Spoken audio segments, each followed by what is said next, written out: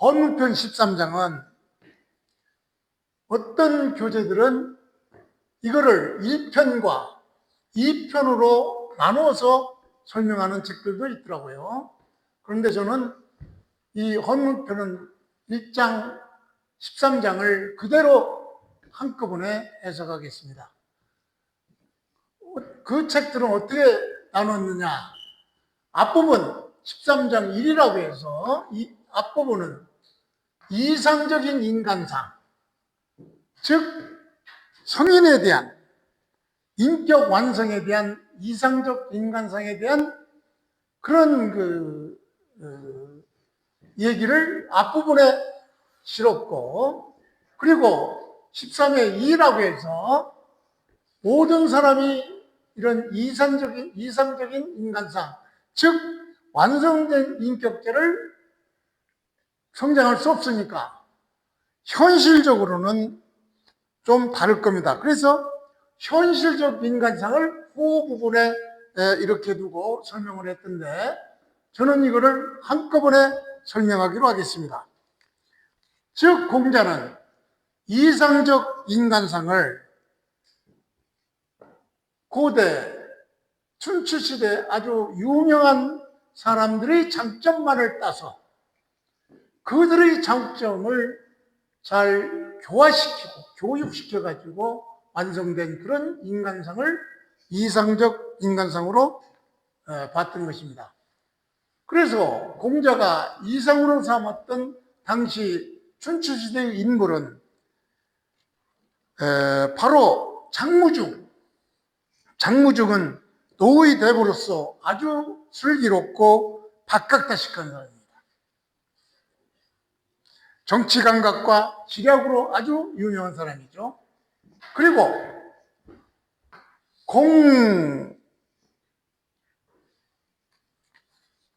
맹공작이죠. 맹자가 성이 빠지는 맹공작. 12장에서 나왔던 사람인데 12장에서는 노나라 대부로 아주 욕심이 없고 유덕하다고 공자가 칭찬한 사람. 그 다음에 변장자라는 노나라 음명이에요. 변이. 노나라 읍에 살고 있는 장자라는 사람의 용기. 일화에는 호랑이를 때려잡았다는 그런 용기가 있는 사람이라고 합니다. 그리고 우리가 자주 말하는 영구의 예능, 다재다능함, 이러한 행정능력과 실무지능을 뛰어났던 이런 제자들, 이와 같은 사람들, 우리 교재에 자로 문성인 약 해가지고 약은 이 네 군데, 네 사람 모두에 걸립니다. 그러니까 자로가 말한 이 사람과 같은 사람들의 이런 좋은 점, 지와 부력과 용과 이런 것들과 더불어 이런 덕만 있으면 안 되죠. 이 덕을 운지 예약으로서 이것을 교육시켜야 가히 성인이 될 수 있다라는 이상적 인간상에 대해서 이렇게 표시를 했고, 그리고 현실적으로는 그게 이런 사람은 아주 희망사항이지 이런 사람이 있을 수 없으니까 현실적으로는 이러한 그 세 가지 이런 얘기를 해줬을까? 현실적인 성인의 현실적 인간성을 이렇게 얘기했던 것입니다. 이거를 기초로 해서 원문을 해석해 보겠습니다. 바로 성인 야 장무중 지혜 공작지우려 변장자 지용 영구지혜. 즉 자로가 공자한테 물었죠. 공자한테 묻기를 성인 사람을 이루다 말하자면 이것은 인격 완성을 말해요. 인격이 완성된 인격.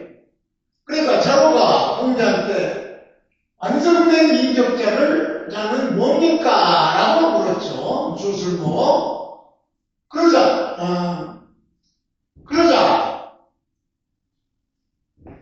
자와 공자는 대답하기를 이와 같은 사람들이 즉 이와 같은 사람은 누구냐? 장무중 지쥐. 장무중이라는 그런 우라라 대부 이 사람의 지혜. 장무중은 우라라 대부로서 슬기롭고 박학다식하다고 그랬죠? 이 사람의 지혜와 그 다음에 맹공작이죠. 맹공작은 12장에서 이미 나왔죠. 노라라대로서 양심이 욕심이 없고 유독하고 그렇다고 유독하다고 칭찬하는 사람이 맹공작이죠. 그러니까 맹공작의 부욕과 욕심 없음과 장무중의 지혜와 맹공작의 욕심 없음과 그 다음에 변장작 변읍이죠. 여기 문화의 어떤 지역이 변읍에 사는 장이라는 아주 장자가 있었어요. 이 사람이 얼마나 용감하냐. 호랑이를 잡은 그런 이로가 있는 그런 용기와 그리고 우리가 많이 보는 영국의 재능 이런 지와 구욕과 용과 예와 같은 것이 있고 이것만 있으면 안 되죠. 요것을 다시 운지이이야. 지는 바로 이 예사람의 지와 욕과 구욕과 용과 예죠. 예를 무엇으로써? 예의 악으로써.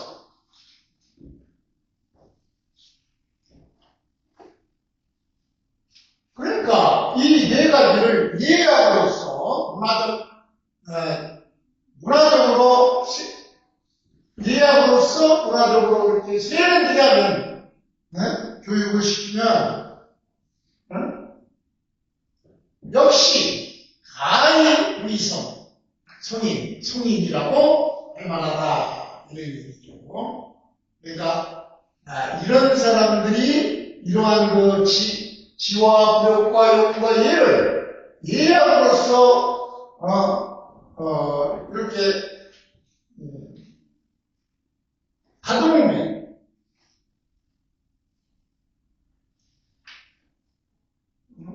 예약으로 꾸리고 가듬다 이런 얘기죠. 교양으로 만들면은 역시 가히 성인의 인격이 완성되라고 할 수 있다 이런 얘기죠. 그러니까 탁월한 지와 구욕과 용과 예 이것만으로는 부족하고 다시 예절과 문화적 수양으로서 인간이 완성되어야만의 이상적인 인간상이 될 수 있다 이렇게 말을 했는데 실제 생활에서는 이런 사람들이 거의 있을 수가 없겠죠. 그래서 다시 말하기를 이제 현실적인 인간 성인상을 얘기하는 것이죠. 현실적으로 완성된 인간. 그래서 현실적으로는 금지 성인자, 하필연, 금지, 즉 오늘날에는 성인자, 성인이라는 것은 불완전 명사죠. 오늘날의 성인이라는 것은 하필연 반드시 그렇게 해야 되는가 안 되는가. 그러니까 오늘날 성인들이 어떻게 지와 구욕과 용과 예를 예약으로서 다듬어서 인격 완성이 시킬 수가 있겠는가 이렇게 하면서 현실적인 얘기를 했죠. 그래서 현실적으로 세 가지 전리사의 술목이죠. 술목. 즉, 이익을 보면 생각한다. 뭘 생각하냐? 의의를, 정의, 자스티스를 생각하고, 현의, 마찬가지로 술목이죠. 위험을 보면 수호, 목숨을 내놓고서 생각한다. 이런 얘기죠. 그래서, 그리고, 부요, 1번, 2번, 3번이죠. 세 번째 부요. 요는 여기서 언약, 이런 얘기죠. 오래된 언약, 부요. 오래된 언약이나 약속, 이것을 불망평생지연, 평생의 말로써 잊지 않는다. 그러니까 약속을 평생의 이 말로 잊지 않으면 역시 가히 우리 성이냐 인격 완성자라고 할 수 있다. 그러니까 현실적인 인격 완성이죠. 이 세 가지. 즉 의를 앞세우고 이해관계 결례의 사회, 이해관계에 있어서 정의, 의를 우선시하고 결혼이 있으면 공동체의 정의를 위해서 책임을 지고 구요, 평생기원, 평생의 말을 약속을 잊지 않으면 평생의 신을 잊지 않으면 역시 오랜 시간이 지나고 약속과 신을 잊지 않으면 역시 인격의 완성자라고 할 수 있다고 해서 현실적인 성인상, 인격 완성자를 즉 완성된 인격자를 이렇게 소설하고 있었던 것이죠. 그래서 여기에서 우리 공작의 철학적 핵심은 바로 공작의 9단계 인간론을 얘기했죠. 즉 이상적 인간상, 이상적 성인, 이거는 바로 지혜와 무욕, 부욕, 그러니까 욕심없음, 그 다음에 용기, 재능, 이런 것을 교양시키면 바로 완벽한 리더형 인간이 된다. 이거 완벽하죠. 그러나 우리 희망사이죠. 그래서 현실적 성인은 바로 이를 보고 의를 생각한다. 의. 그리고 위험을 보면 목숨을 갖는 책임감. 그 다음에 자기가 약속한 것은 평생의 말을 잊지 않는다. 바로 신의. 이런 것들을 구비해야 현실적인 성인이라고 할 수가 있는 것이죠. 그래서 공자는 이 장에서 자녀에게 이런 현실적인 성인상을 얘기해 줬어요. 내 자녀에게 이렇게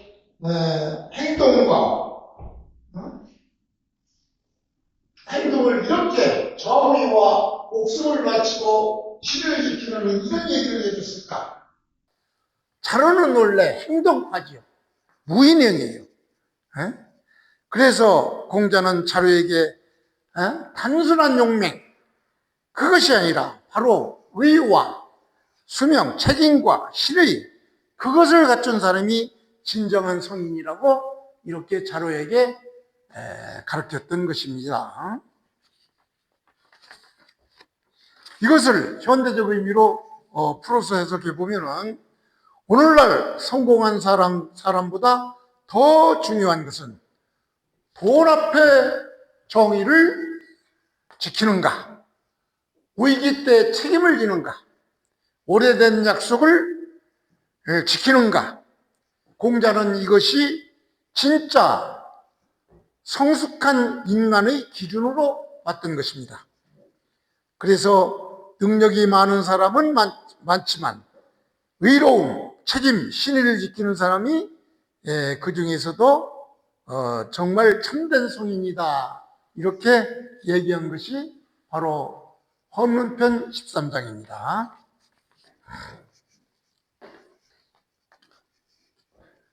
헌문편 14장은 공자가 아주 중요하게 생각했던 그런 장입니다. 왜냐하면 춘추시대 귀족사회는 흔히 말이 많고 허세가 많고 뇌물이 많고 감정 절제가 부족했던 그런 때였습니다. 그래서 공자는 이와 반대되는 공숙자의 성격을 높이 평가했던 것입니다. 여기서 나오는 공숙자는 우리나라 대부로서 시호가 문입니다. 시호가 문인데 아주 덕과 식견이 인정된 아주 훌륭한 인물입니다. 그리고 공숙문자에 대해서 설명하는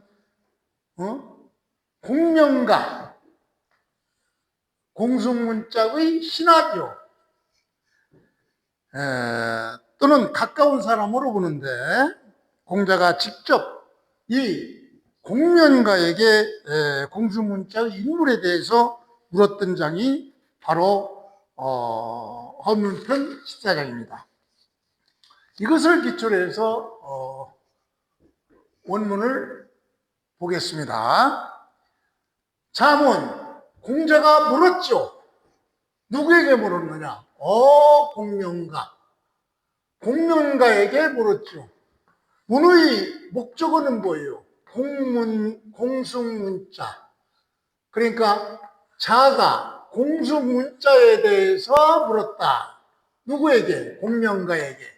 그러니까 여기는 주술목이죠. 공명가에게 공숙문자에 대해서 물었죠. 그 묻는 것의 목적어는 바로 공숙문자죠.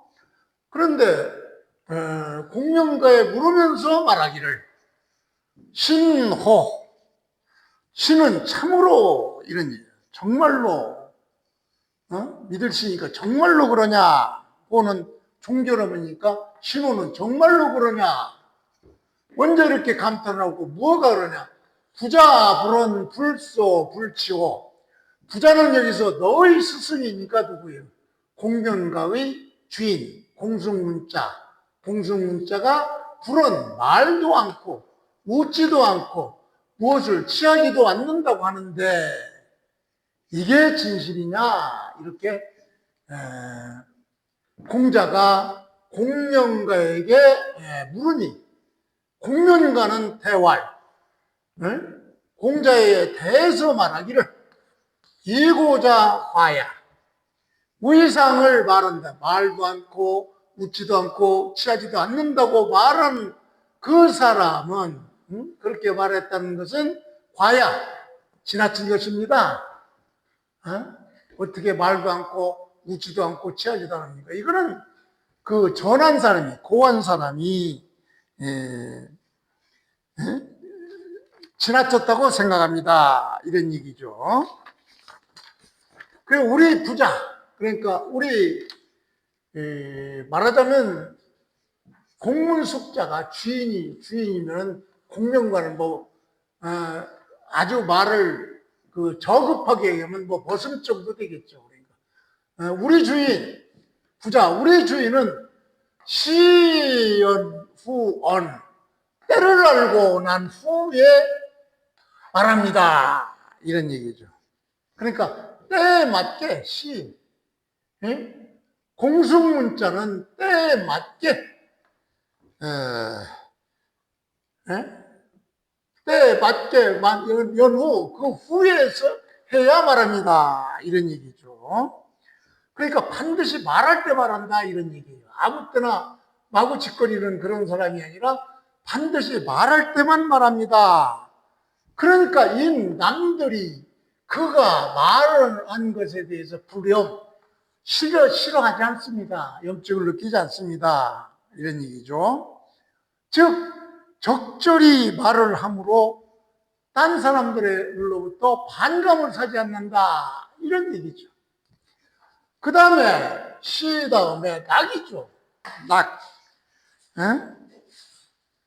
즐거운 상황이 된 후에야 웃습니다. 즐거운 그런 상황이 된 연후, 그 후에야 웃습니다. 이런 얘기죠. 그러니까 경박하게 웃지 않고 분위기에 맞춰서 웃는다. 이런 얘기. 그러니까 사람들이 그가 웃는 모습에 대해서 싫어하지 않습니다. 그 다음에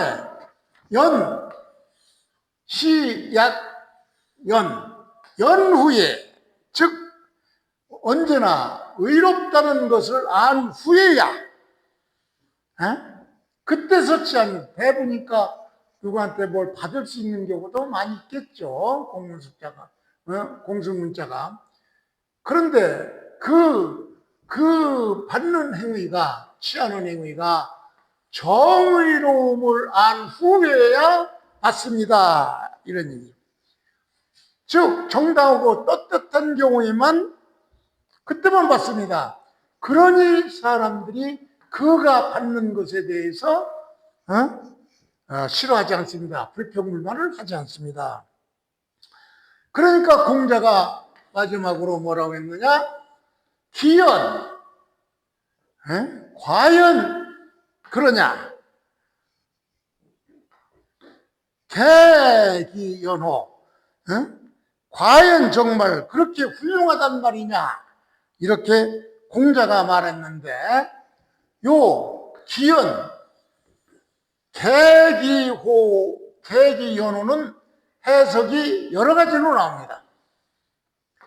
공자는 이렇게 얘기했지만,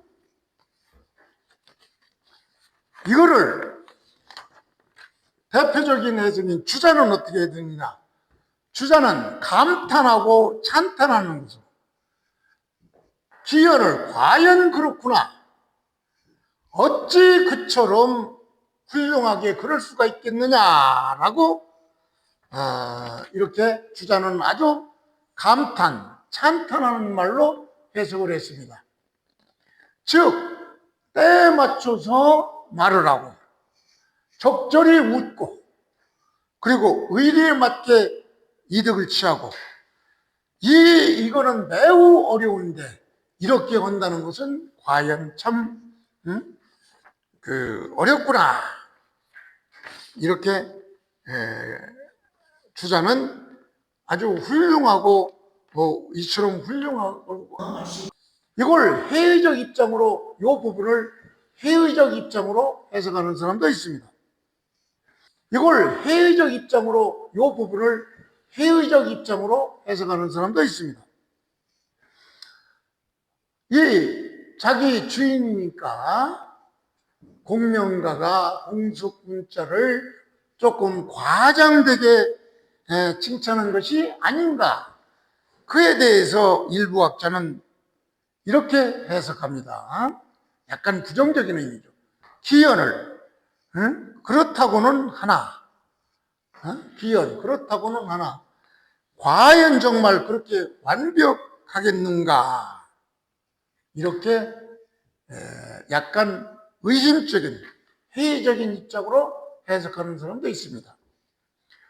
그래서 공명가가 자기 주인을 지나치게 칭찬하자 약간 의심되는 반응을 보였던 것이 이 해석이고, 가장 중간적인 중용적 해석은 완벽함보다 적절한 강조, 가장 현재적인 그런 보면은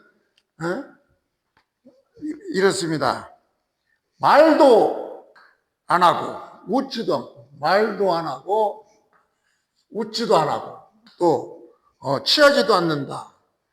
이렇게 극단적 금욕주의를 비판하고, 이거를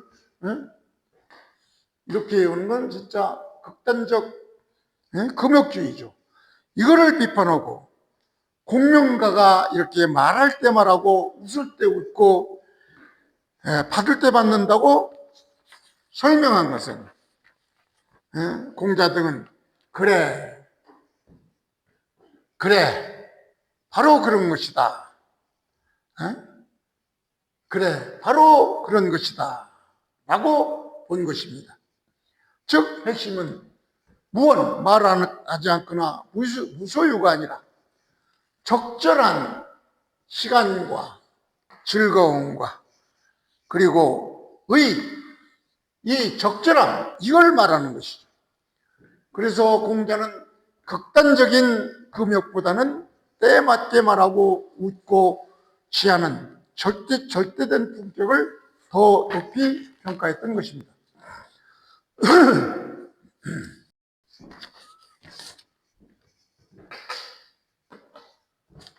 헌문편 15장은 장무중이라는 사람이 또 나오죠. 13장에서 장무중이 나오는데, 이 장무중은 노나라 유력 귀족 가문 사람이죠. 대부로서 13장에서는 슬기롭고 박학다식한 사람으로 지혜롭다고 평가되기도 했지만 15장에서는 그의 정치적 행위를 비판합니다. 아주 안 좋게 보죠. 그래서 이 장에서 장무중이 정치적 위기에 몰려서 노나라를 떠나면서 자기 세력 근거지인 방읍이죠. 방읍을 장악한 채 자기 집안의 후계자를 인정해달라고 요구한 것으로 전해집니다. 즉 방읍을 무려 정치적 카드로 쥐고 중앙정부에 조건을 건 것입니다. 공자는 이것을 요군, 즉 임금을 협박하는 것으로 본 것입니다. 그래서 이것을 전제로 해서 15장을 보기로 하죠. 15장은 자왈, 장무중, 이방, 구의, 후어로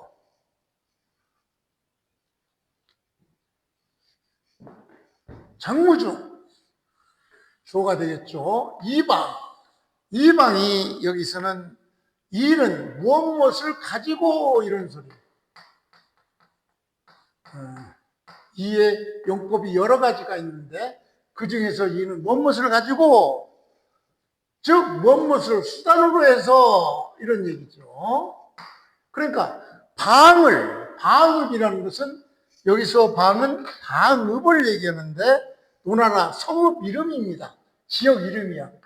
노나라 성읍 이름이에요.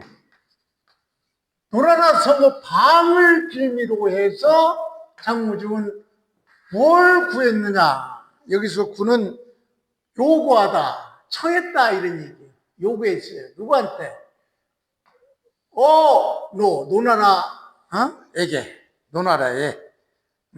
노나라에서 뭘? 후를 상케 해라, 이게. 후대. 그러니까 후계자를 상케 해달라고 요청했죠. 어디에? 노나라 왕에게 요청했겠죠. 다시 보면은 공자는 뭐라고 했느냐? 장무중이라는 사람이 노나라 자기의 성읍을 가지고 그것을 수단으로 해서 노나라에게 자기 후계자를 인정해달라고 요청을 했다. 이런 얘기예요. 그러니까 수왈, 비록 그것이 불효군, 요는 이르건 고로 협박하다. 이런 얘기. 무엇을 요구하다, 요구해야 압박하다 이런 얘기야. 군 임금에게 요구에 압박하는 것을 아닐지라도 이런 얘기. 비록 이 방을 수단으로 해서 후계자를 인정해달라고 노나라 임금에게 요구한 것이 설령 임금을 압박하고 협박한 것이라고 그것이 아닐지라도 나는 불신이야. 나는 그렇게 믿지 않는다. 그런 얘기죠. 그러니까 불효군 임금을 협박한 것이 아니라고 할지라도 공자는 그걸 믿지 않겠다. 협박한 내용은 뭐예요?